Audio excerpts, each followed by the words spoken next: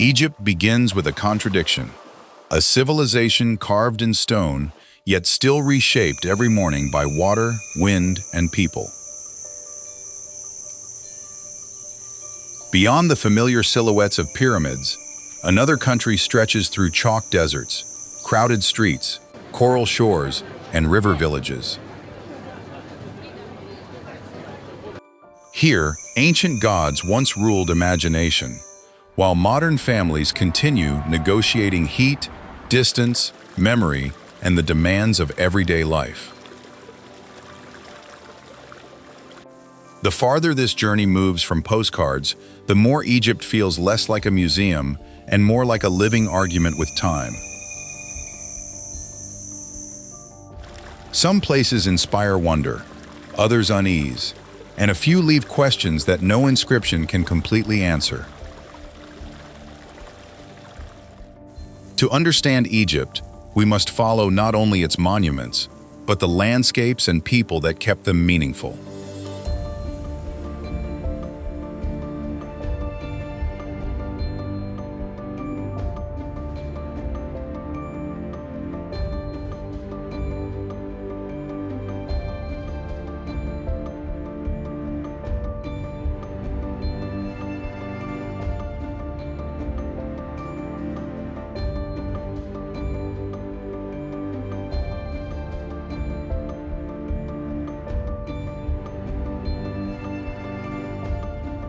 Egypt occupies the northeastern corner of Africa, while the Sinai Peninsula reaches eastward into Asia.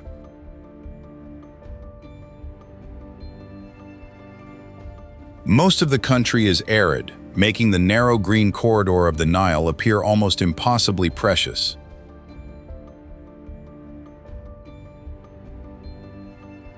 For millennia, seasonal water, fertile soil, and river transport helped communities concentrate along this long ribbon of life.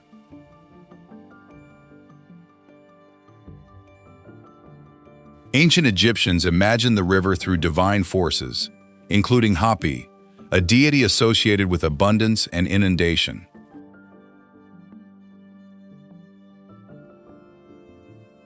That old reverence becomes easier to understand when green fields suddenly end and open desert begins only a short distance away.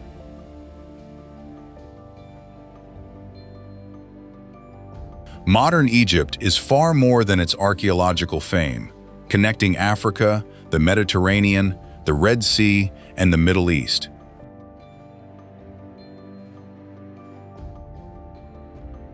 I find its geography deeply moving, because survival here has always depended on reading limits rather than pretending they do not exist.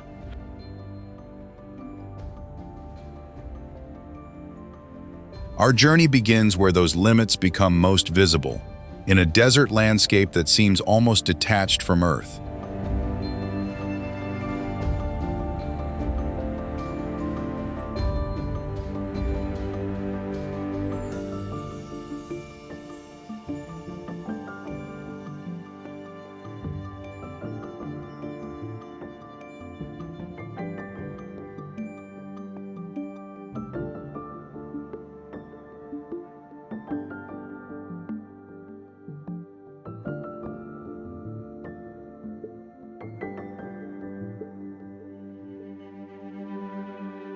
At first light, the white desert can resemble a frozen sea, although the air belongs unmistakably to the Sahara.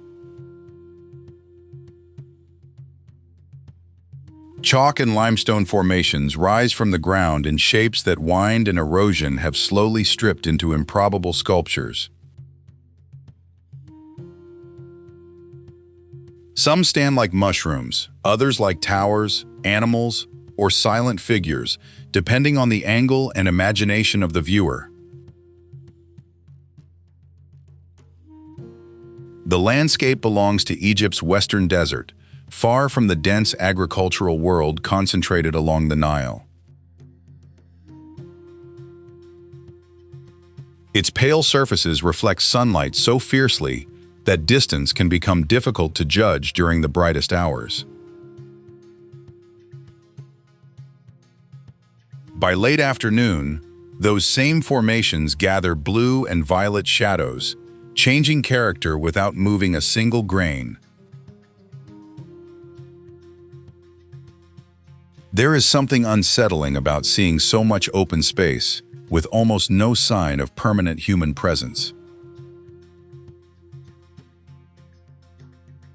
The quiet does not feel empty. It feels watchful, as though the desert has simply learned to outlast every visitor.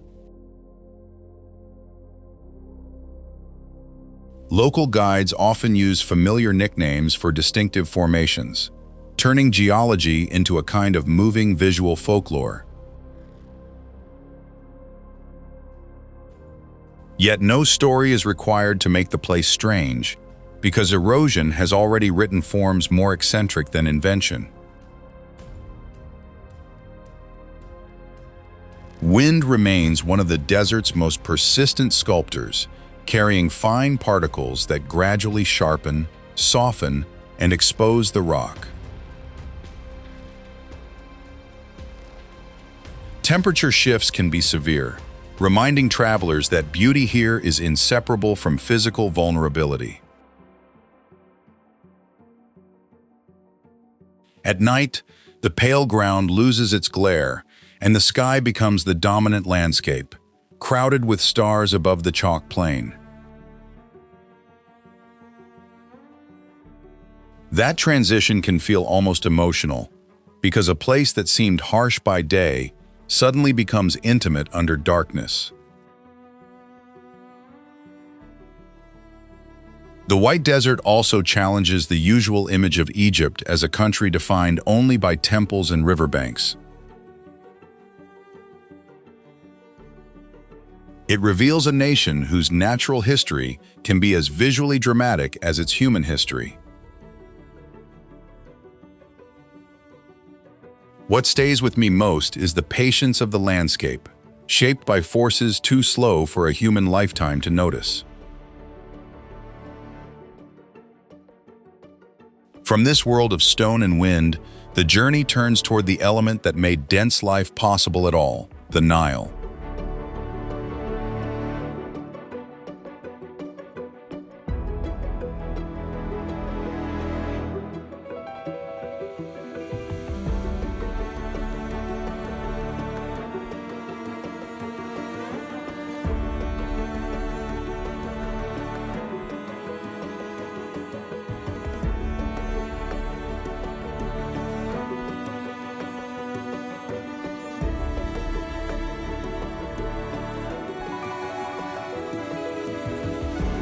The Nile enters the Egyptian imagination long before it enters any single city, because nearly every chapter of the country's history bends toward it.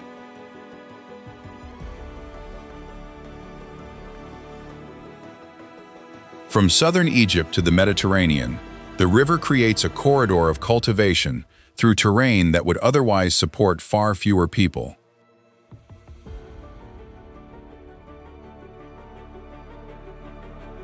Fields of sugarcane, vegetables, palms, and grain appear beside banks where desert colors begin, only beyond the irrigated strip.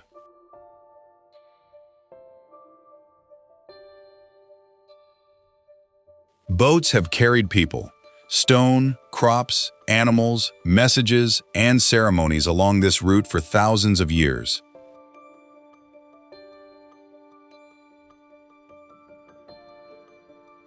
Ancient communities depended on annual flooding before modern dams transformed the river's rhythm and made water management more controlled.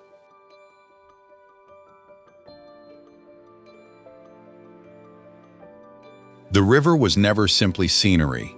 It was transportation, food security, political geography, and a calendar written in moving water.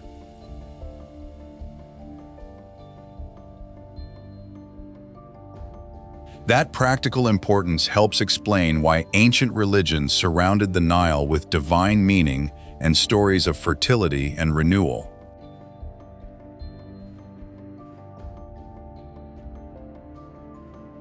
One tradition connected the river's abundance with Hapi, whose imagery celebrated nourishment rather than royal conquest.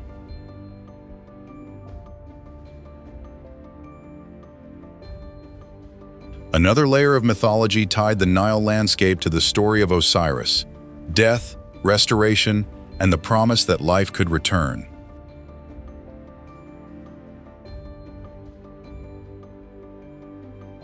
Standing conceptually between those myths and modern irrigation pumps, the continuity is striking, even when the technologies have changed.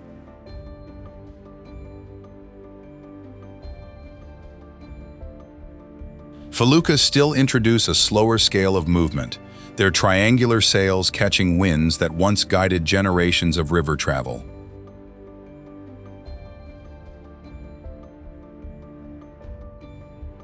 Along quieter stretches, fishermen, farmers, boat crews, and families make the Nile feel less monumental and more personal.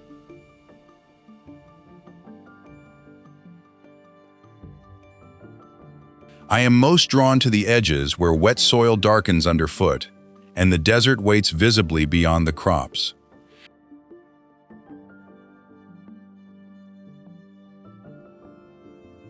That boundary shows Egypt's central bargain with geography more clearly than any statistic could.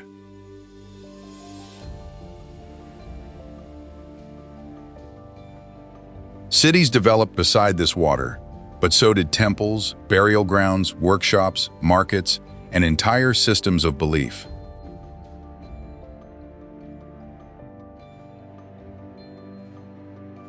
The river also connected Upper and Lower Egypt, turning enormous distances into a navigable cultural axis.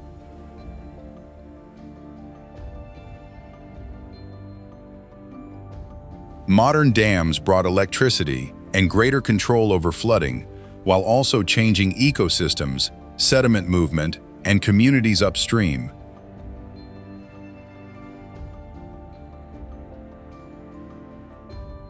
That complexity prevents the Nile from becoming a romantic symbol without consequences.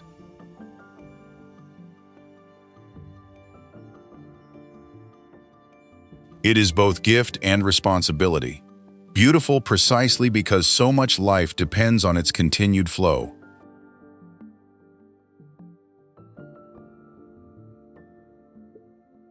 Following the river north and south eventually leads toward Egypt's most famous horizon, where human ambition rose into geometry.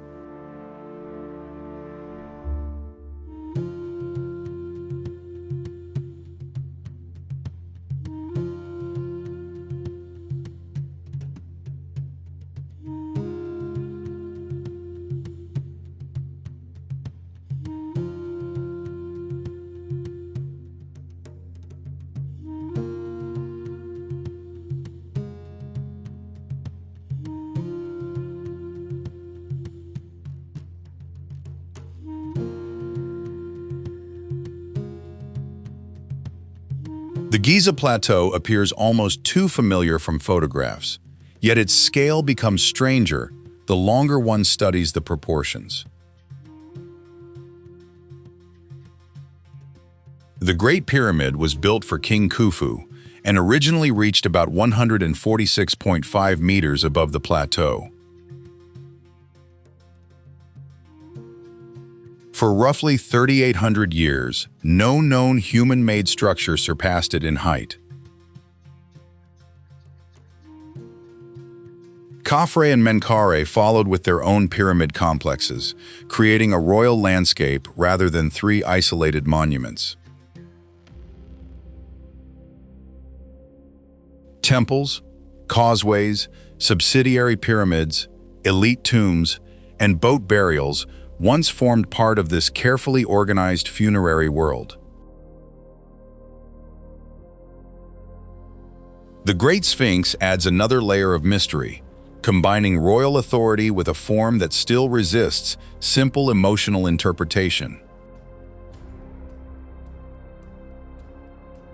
Modern archaeology has also uncovered settlements connected with workers who built pyramid complexes, replacing fantasies of anonymous labor with traces of organized human communities. That evidence is important because the pyramids become more astonishing when we remember the logistics of food, stone, transport, planning, and skill behind them. For centuries, travelers invented legends about hidden knowledge, secret chambers, and lost wisdom concealed inside these enormous forms.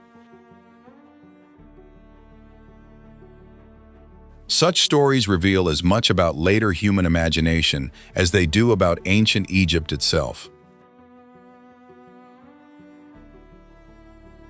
Real unanswered questions remain, including details of construction methods and how labor was coordinated at such extraordinary scale. I find that uncertainty more compelling than supernatural explanations, because human ingenuity is already difficult enough to comprehend. Tourists now move across the plateau with cameras, buses, guides, vendors, and camels beneath monuments built for kings more than 4 millennia ago.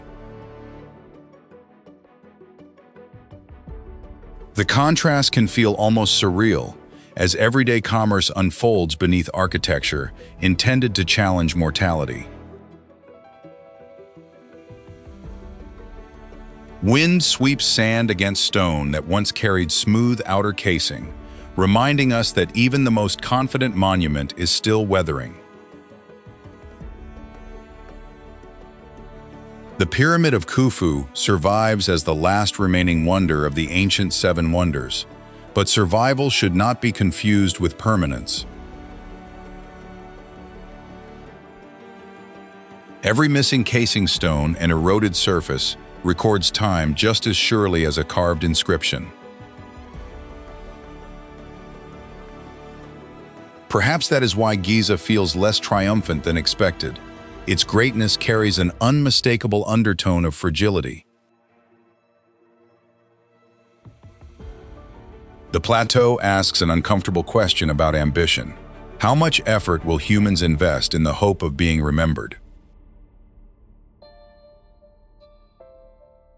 To search for another answer, we travel south toward cliffs where royal power was carved directly into Nubian rock.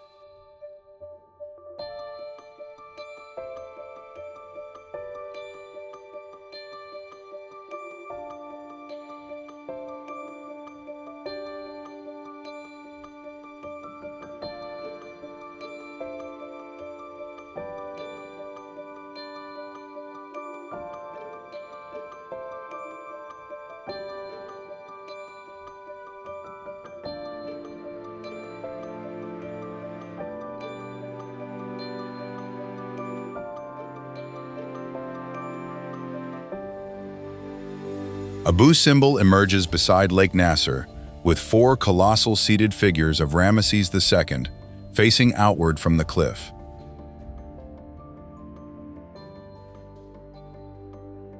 The larger temple was cut into rock during the reign of Ramesses II, projecting royal authority deep into ancient Nubia.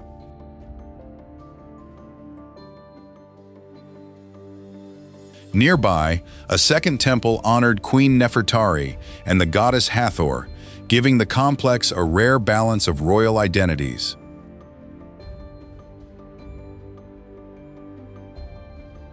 The statues are monumental, but the interior becomes more intimate, as corridors lead toward chambers covered with ritual and military imagery.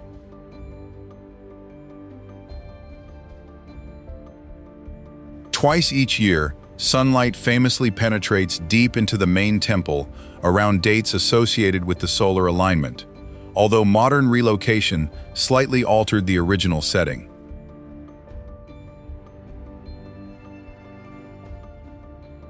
The most astonishing chapter of Abu Simbel, however, belongs to the 20th century rather than antiquity.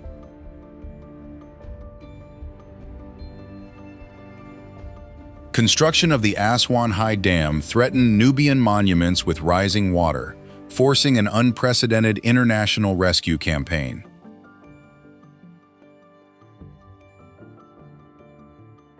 Engineers cut the temples into massive blocks, moved them to higher ground, and reconstructed the cliffs around them.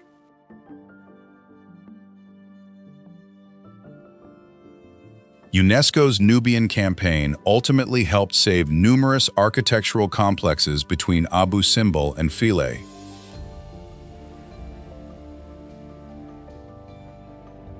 I find the rescue almost as moving as the original construction, because one civilization's monument survived through another generation's cooperation.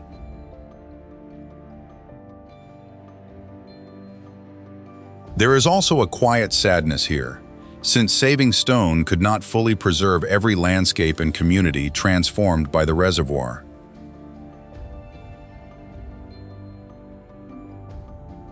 That tension makes Abu Simbel more than a monument to a pharaoh. It becomes a monument to choices about what humanity decides to protect.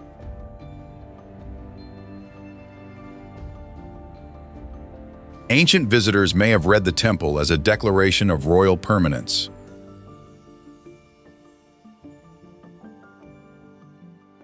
Modern visitors can read something different. Permanence is often the result of constant intervention.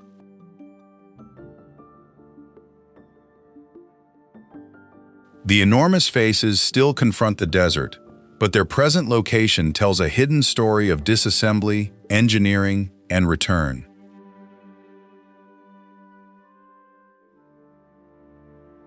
Northward again, the journey enters a city where ancient memory and modern pressure collide every hour of the day.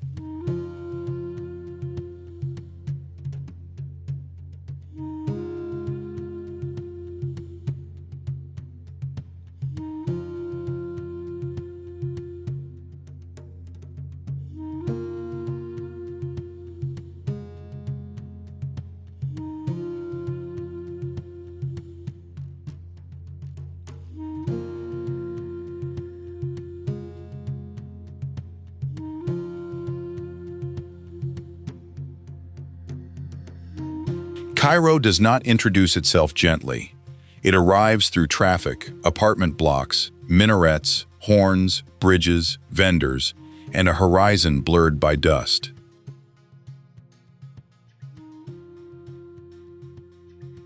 Founded as a Fatimid city in the 10th century, Cairo grew beside older settlements into the political and cultural giant seen today.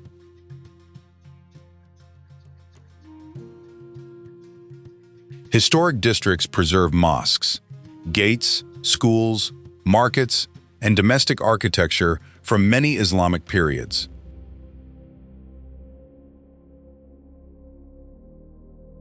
Yet the city refuses to remain inside heritage boundaries because millions of daily journeys constantly rewrite how its streets are used.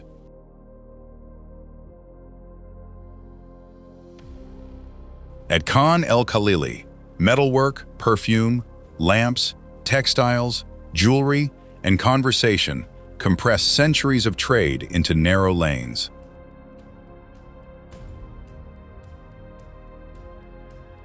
The market can feel theatrical, but behind the tourist attention are livelihoods depending on negotiation, repetition, and craft.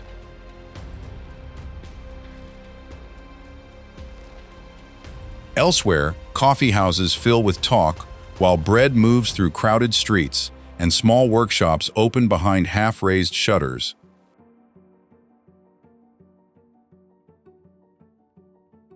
From elevated roads, Cairo seems endless, a dense human counterpoint to the empty deserts surrounding the Nile Valley.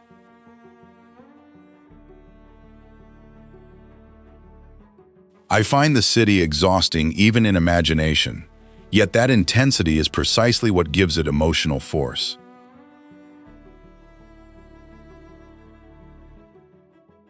It is difficult to romanticize Cairo completely, and perhaps that honesty makes it more compelling.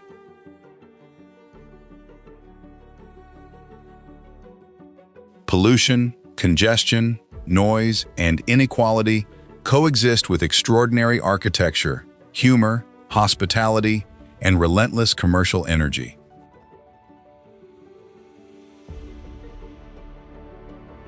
The call to prayer can rise above traffic without silencing it, creating one of Cairo's most distinctive layers of sound.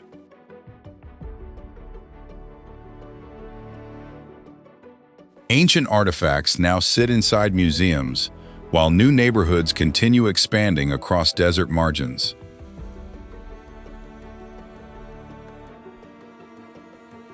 The pyramids themselves can appear beyond modern construction, collapsing thousands of years into a single sightline.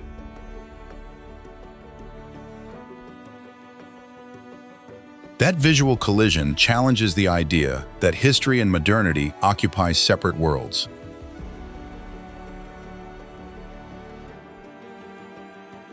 Cairo lives beside its past, argues with it, profits from it, protects it, and sometimes overwhelms it.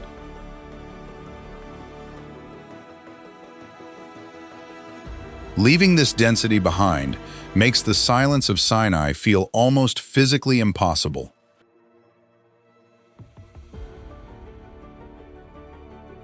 Across the Suez region, the landscape opens toward mountains, wadis, coastlines, and traditions shaped by distance.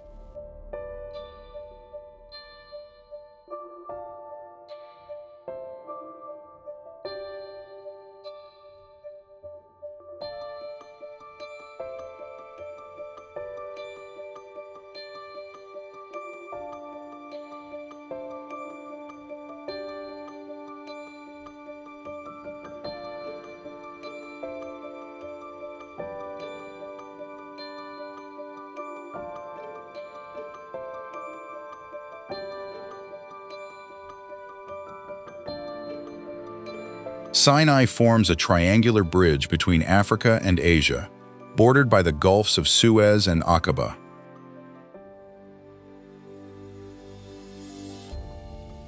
Its mountains and desert valleys create a geography very different from the flat agricultural world of the Nile.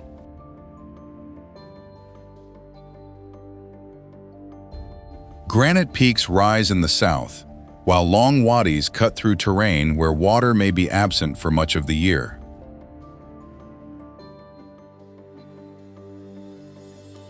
Human movement across Sinai has connected trade, pilgrimage, military routes, and pastoral life for centuries.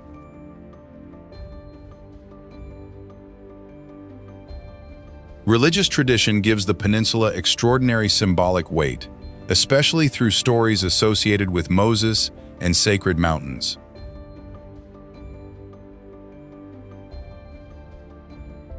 Those traditions belong to faith and memory rather than archaeology alone, yet they continue shaping how many visitors perceive the landscape.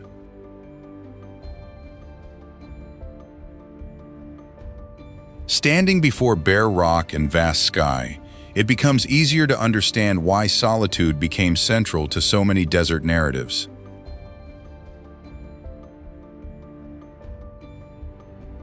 The environment strips away visual clutter until distance, shadow, and the direction of a track become unusually important.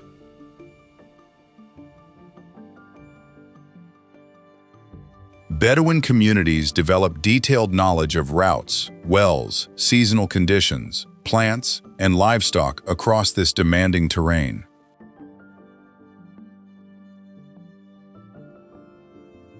That knowledge represents adaptation accumulated through generations rather than a romantic idea of wandering freely through empty land.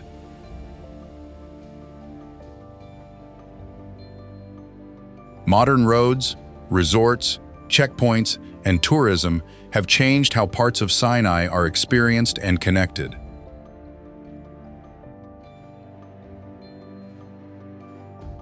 At the same time, large areas remain politically sensitive, reminding travelers that cinematic emptiness can conceal contemporary risk.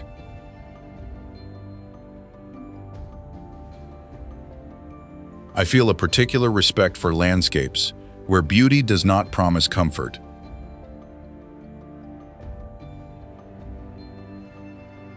Sinai offers exactly that contradiction, with luminous coastlines standing close to severe mountains and dry interior valleys.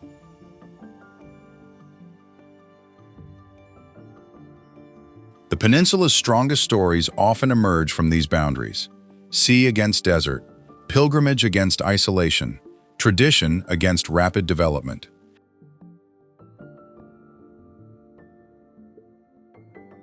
One of its most vivid geological surprises waits inside a narrow canyon where stone seems to carry its own palette.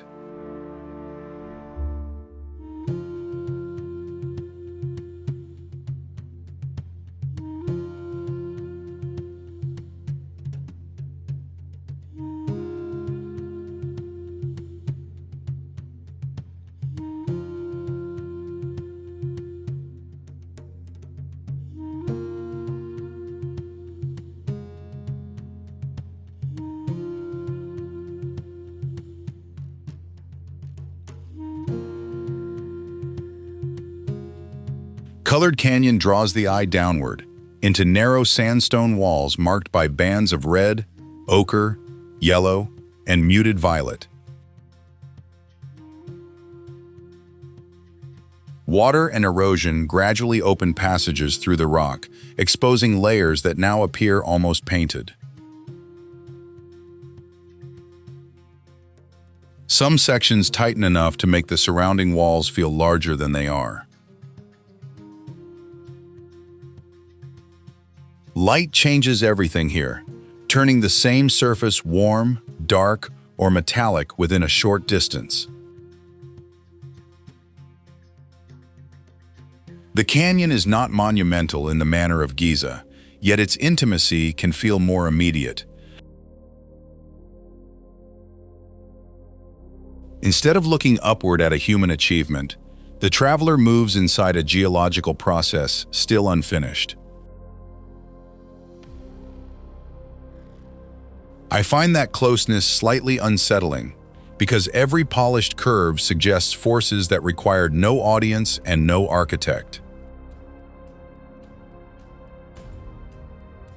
Guides read the passages through practical knowledge of terrain, weather, and safe movement, rather than through spectacle alone.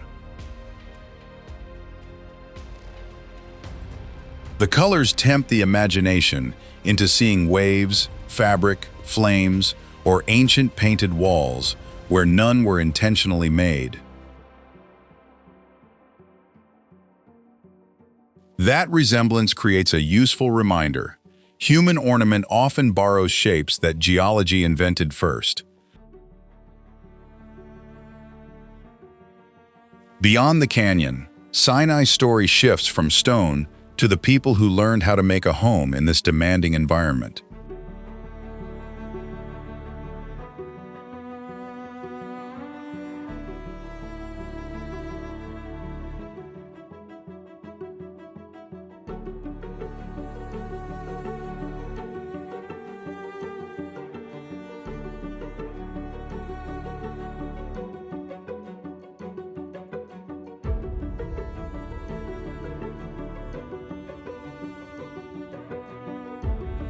Bedouin life in Egypt cannot be reduced to tents and camels because it includes distinct communities with different histories and local identities. In desert regions, knowledge of water, routes, weather, grazing, and animals has traditionally carried practical value that outsiders often underestimate. Hospitality occupies an important place in many Bedouin social traditions, with coffee and tea becoming gestures of welcome as much as refreshment. Oral poetry, family memory, and storytelling can preserve histories in places where written records were never the only form of knowledge. Camels once carried an even greater role in transport and trade, although vehicles now dominate many journeys. Watching a camel cross open ground still reveals why its endurance became inseparable from desert mobility. I feel admiration here, not for a romantic image of hardship, but for the precision required to live where mistakes can become serious quickly. Tourism has created new income for some communities while also packaging Bedouin culture into simplified performances for visitors.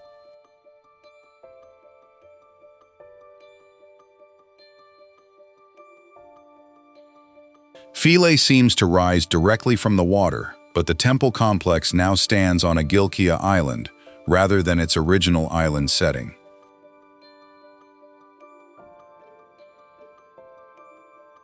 Much of the surviving sanctuary belongs to the Ptolemaic and Roman periods, when devotion to Isis remained powerful in southern Egypt.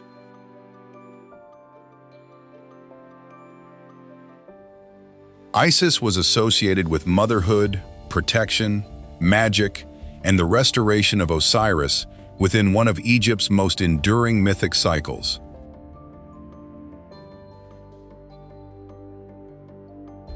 In that story, grief becomes action, as Isis searches for Osiris and helps restore what violence had broken apart.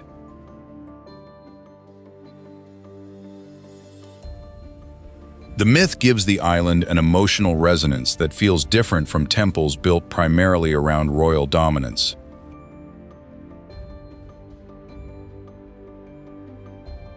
Reliefs show offerings, deities, rulers, and ritual scenes across walls once approached by pilgrims on the Nile.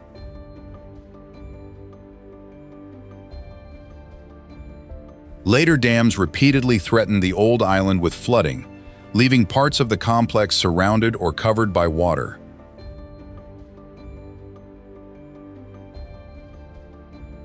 The Aswan High Dam made permanent submersion a far greater danger.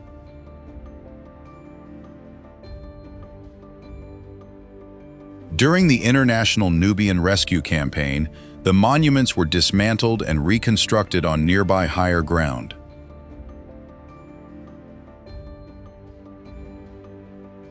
Knowing this changes the experience, because every apparently ancient alignment also contains 20th century decisions and engineering.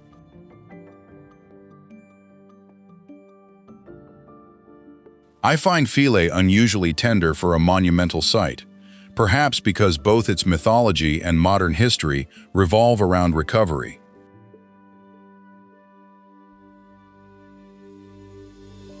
Stone was moved so memory could remain accessible, even though the original landscape could not be reproduced exactly.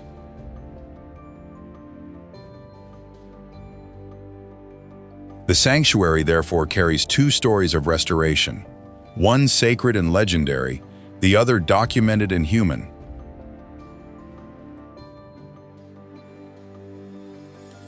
Leaving the island, we travel toward Thebes, where the scale of royal ambition expands from one sanctuary into an entire sacred landscape.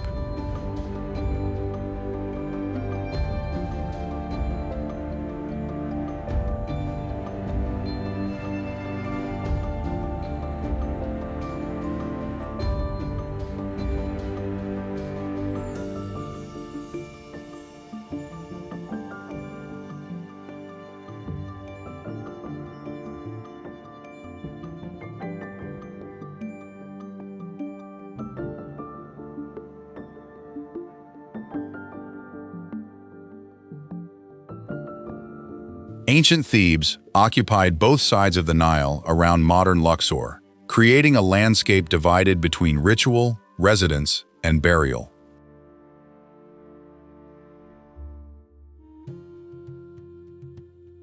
During important periods of the Middle and New Kingdoms, Thebes rose to exceptional political and religious importance.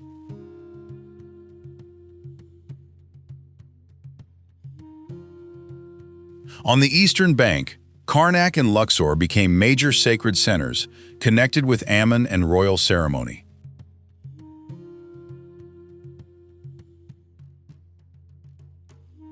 On the western bank, cliffs and desert valleys held royal tombs, elite burials, and mortuary temples.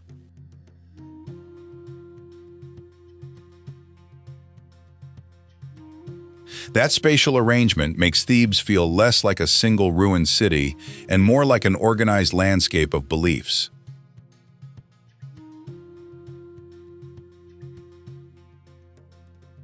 Ancient processions once moved through sacred routes, including the avenue linking Karnak and Luxor temples.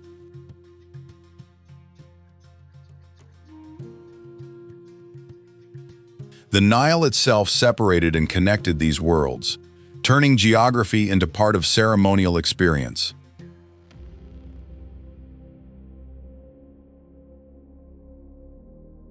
Modern Luxor now surrounds the remains with houses, roads, boats, hotels, farms, and tourism infrastructure.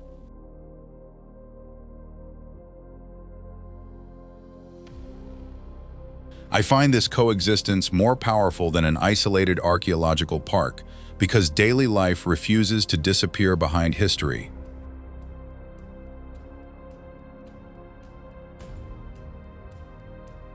Every surviving column belongs to antiquity, but every shadow falling across it belongs to the present moment.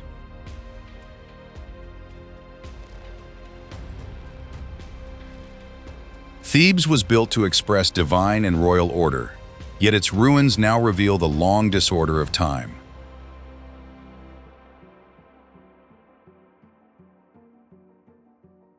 West of the river, that tension becomes even stronger inside the Valley of the Kings.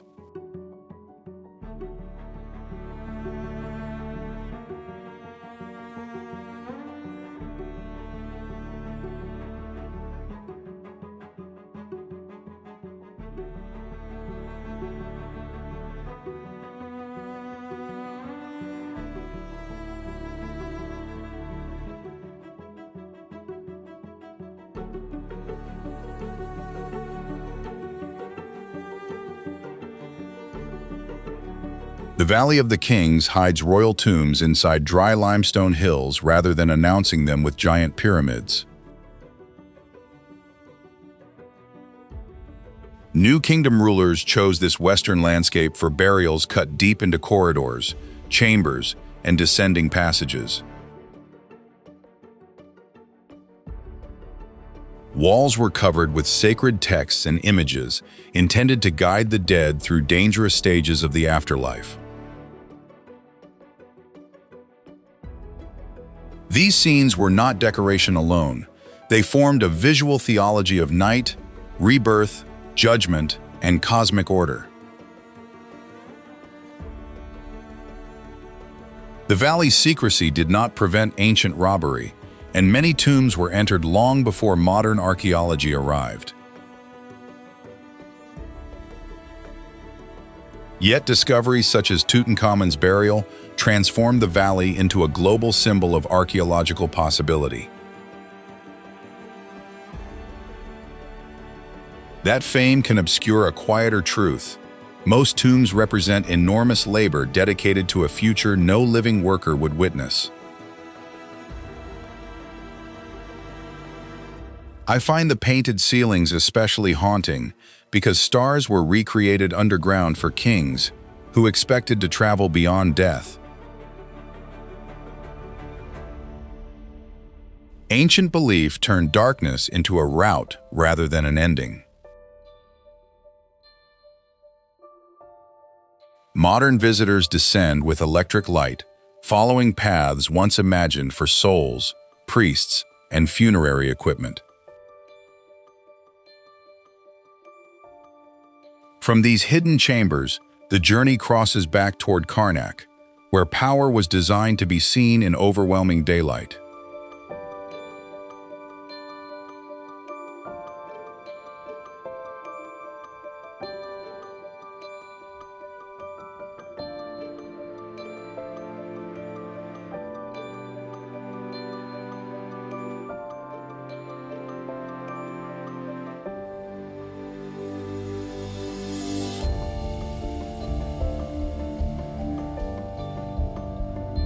Karnak is not one temple, but an enormous sacred complex developed by generations of rulers over many centuries.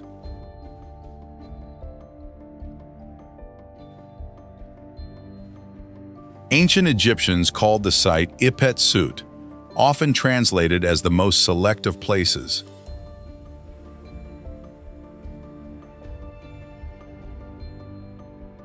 The Great Temple of Amun became the religious heart of the complex as Thebes gained political power.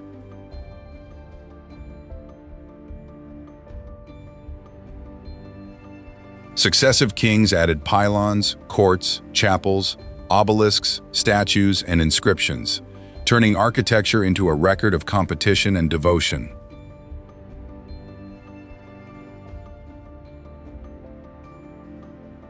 The Great Hypostyle Hall overwhelms through repetition, with massive columns creating a stone forest beneath fragments of painted decoration.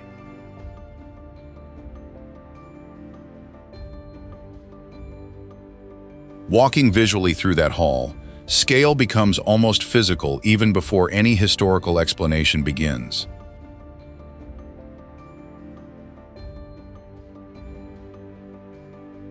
Priests here once controlled immense religious wealth, giving sacred authority direct political consequences.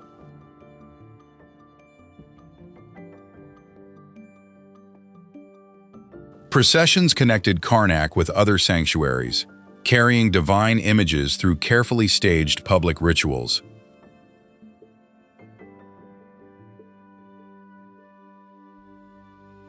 The long avenue toward Luxor Temple reinforced the idea that sacred geography could extend beyond a single enclosure.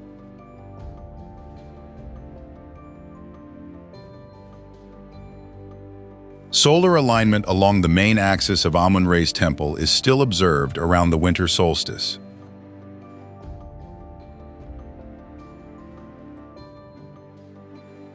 Such events remind us that ancient builders studied light as carefully as they shaped stone.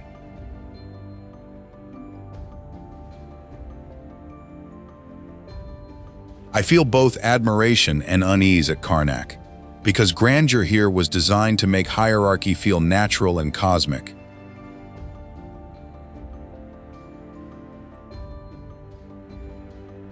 The ordinary laborers who raised columns remain far less visible than the kings whose names cover them.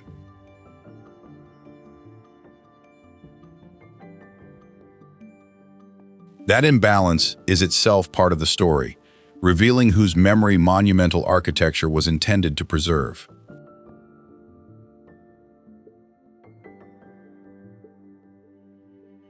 Even damaged, Karnak still performs power through scale, rhythm, shadow, and controlled movement.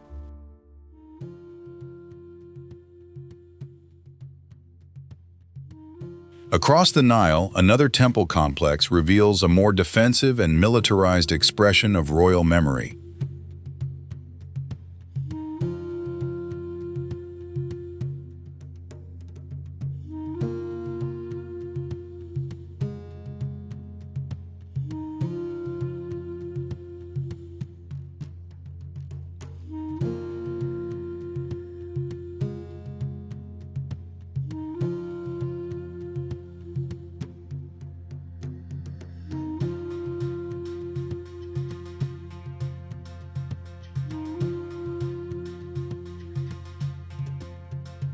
Medinet Habu stands on Luxor's western bank, dominated by the mortuary temple of Ramesses III. Its massive walls and gateways give the complex a fortified appearance unusual enough to change the mood immediately. Reliefs record royal rituals, military campaigns, prisoners, battles, and victories intended to protect the king's image across generations. Among the most discussed scenes are inscriptions connected with conflicts involving groups, often called the Sea Peoples.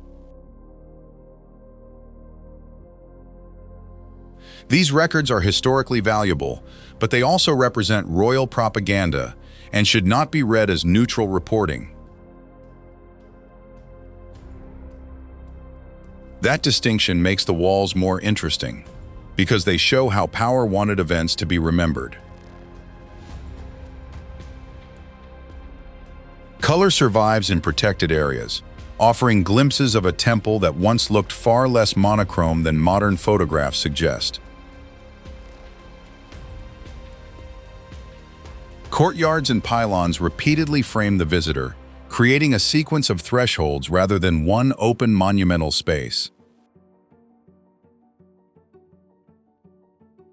I find Medinet Habu emotionally sharper than some temples because its imagery carries anxiety alongside triumph. A king proclaiming victory so insistently also reveals how seriously threats were perceived. Later communities reused parts of the site, adding new layers to a place never frozen in a single historical moment. Wind and sunlight now move freely through spaces once controlled by ritual access and royal ceremony. Medinet Habu therefore preserves both confidence and vulnerability, two qualities that rarely appear together in official monuments. After so much desert stone, Alexandria brings an entirely different Egypt into view: humid air, sea light, and Mediterranean memory.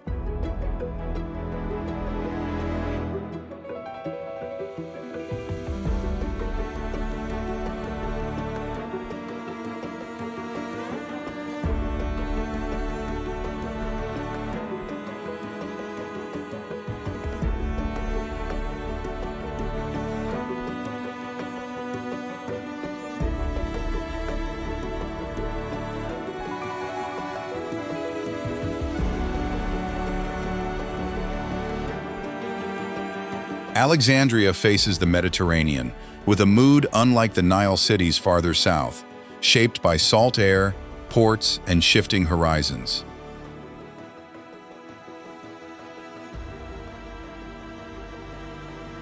Alexander the Great founded the city in 331 BCE, and it later became a major center of the Hellenistic world.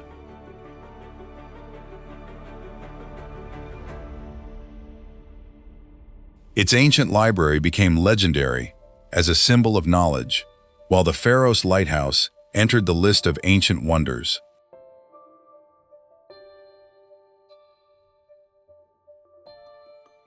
Much of that celebrated city disappeared, changed, collapsed, or lies beneath later construction in coastal waters.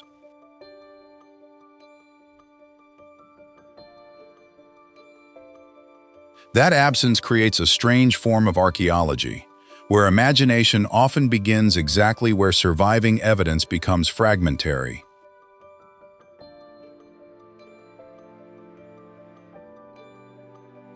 Modern Alexandria is crowded and lived in, with apartment blocks, cafes, fishing activity, traffic, and promenades facing the sea.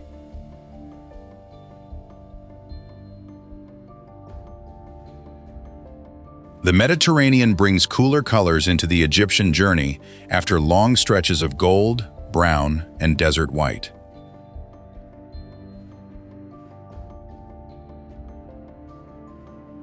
I find the city's melancholy appealing because its greatest symbols are famous precisely while so little of them remains intact.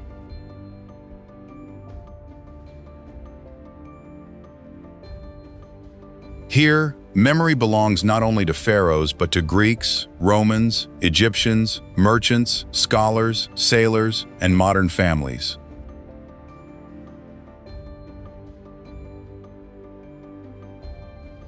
Storms strike the Corniche, while fishermen continue working, making history feel secondary to the immediate demands of weather and livelihood.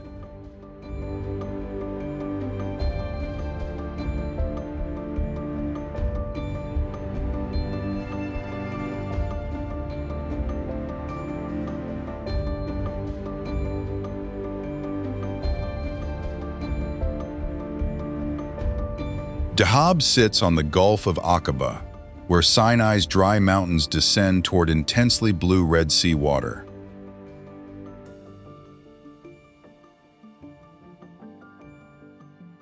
The contrast is immediate. Almost no green landscape separates rock from sea.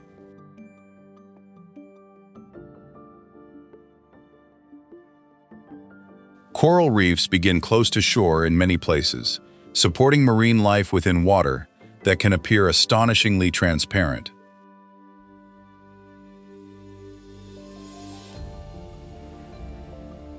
Diving and snorkeling transformed Dahab into an international destination, while its Bedouin roots remain part of local identity.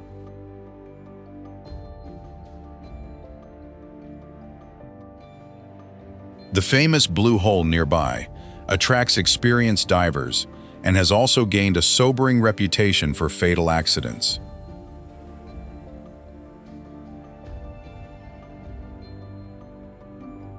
That combination of beauty and danger should never be romanticized, because the sea rewards preparation rather than confidence alone.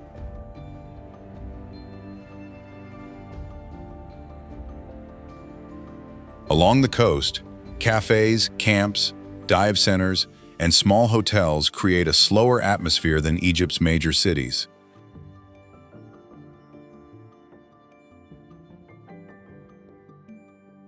Across the Gulf, distant mountains can sharpen at sunset, making the water feel like a narrow corridor between enormous desert walls.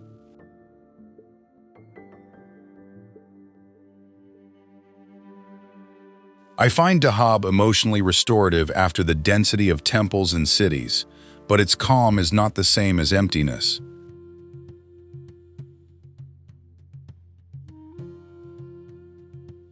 Fishermen, instructors, shopkeepers, travelers, and local families continuously shape the shoreline's modern character.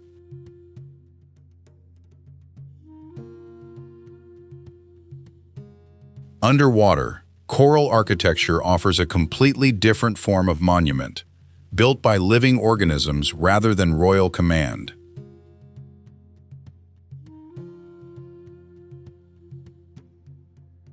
That comparison feels especially powerful in Egypt, where stone monuments dominate so much of the national imagination.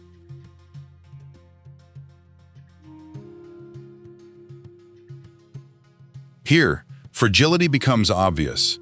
Reefs can be damaged far faster than ancient temples' weather.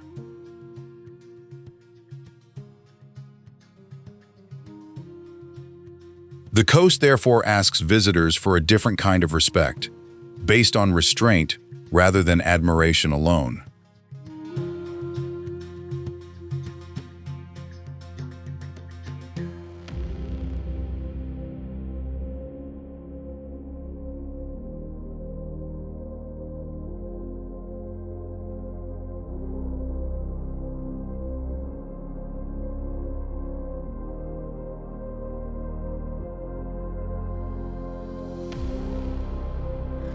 Egypt rewards slower travel, so begin major archaeological sites early when temperatures, crowds, and harsh overhead light are usually easier to manage. Carry water, sun protection, and breathable clothing, especially when moving between exposed ruins, desert landscapes, and long outdoor transfers. Respect local customs by dressing thoughtfully in religious and conservative settings, while remembering that expectations vary between resorts and traditional communities. Use licensed guides or reputable operators for remote desert excursions, and never treat isolated terrain as safe simply because it looks peaceful. Check current official travel advisories before entering Sinai, border zones, or western desert routes, because security conditions and access rules can change. Confirm visa and passport requirements for your own nationality before departure, rather than relying on advice intended for travelers from another country. Keep some small cash for everyday purchases, but protect valuables carefully in crowded markets, transport hubs, and heavily visited tourist areas.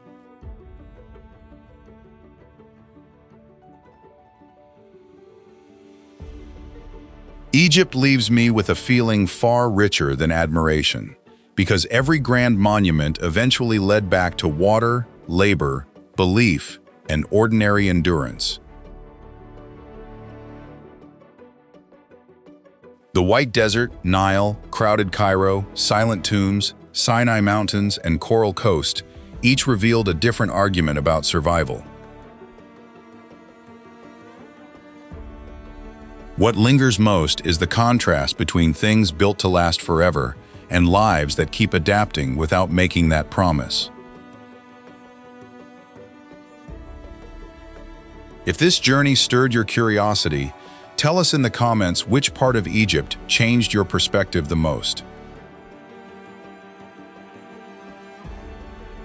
Please like, share, and subscribe to World Untold so we can keep searching for the stories hidden beyond familiar images. Until the next journey, keep looking past the postcard, because the most human stories often begin where the famous view ends.